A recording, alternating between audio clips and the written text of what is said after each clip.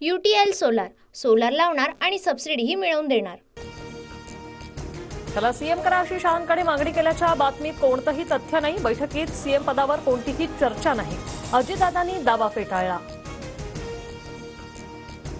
महायुतीत मैत्रीपूर्ण लढत होऊ नये, मैत्रीपूर्ण लढतीच्या प्रस्तावाच्या चर्चांवर अजित पवारांची भूमिका।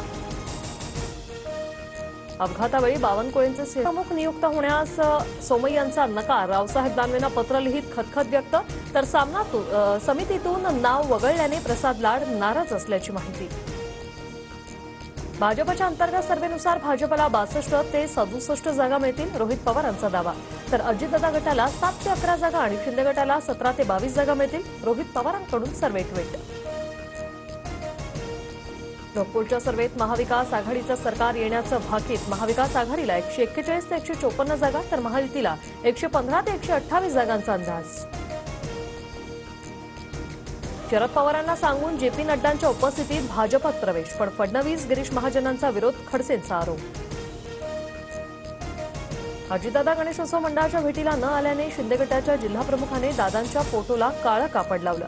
बारामतीतल्या एकनाथ गणेशोत्सव मंडळातला प्रकार, तर राष्ट्रवादीच्या कार्यकर्त्यांकडून शिवसेनेचा बॅनर फाडत प्रत्युत्तर। एवढा हट्टीपणा बरा नाही, फोटोला काळं कापड लावणाऱ्या कार्यकर्त्याला दादांचा सल्ला, तर ही महायुती, खालच्या लोकांकडे बारकाईने लक्ष द्यायला शक्य नाही, अजितदादांची प्रतिक्रिया।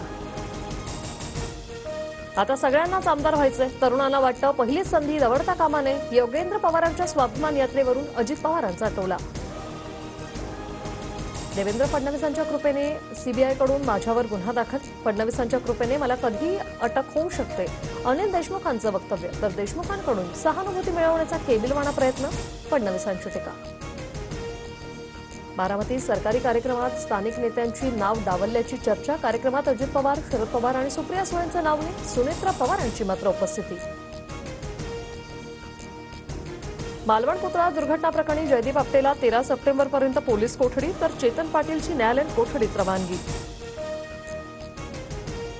गृहमंत्री असताना मला काश्मीरमध्ये जाताना भीती वाटायची, माजी केंद्रीय गृहमंत्री सुशीलकुमार शिंदेंच्या विधानाने चर्चा। 10वा आणि 13व्याच्या कार्यक्रमाला अनेक कावळे ठरतात, शरद पवारांच्या साताऱ्यातील वाढत्या दौऱ्यांवर आमदार महेश शिंदेंची टीका।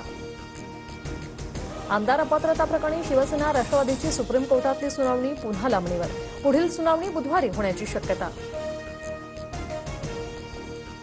मनोज जरांगे 16 सप्टेंबरपासून पुन्हा उपोषण करणार, मराठ्यांना ओबीसीतून आरक्षण देण्याची मागणी लावून धरणार।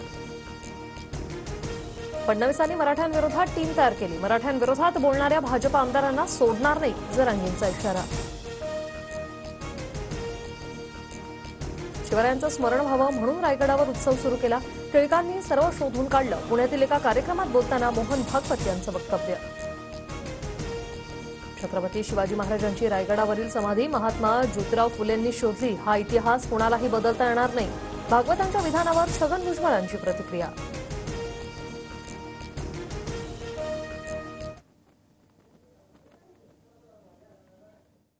UTL सोलार सोलार लावणार आणि सबसिडीही मिळवून देणार।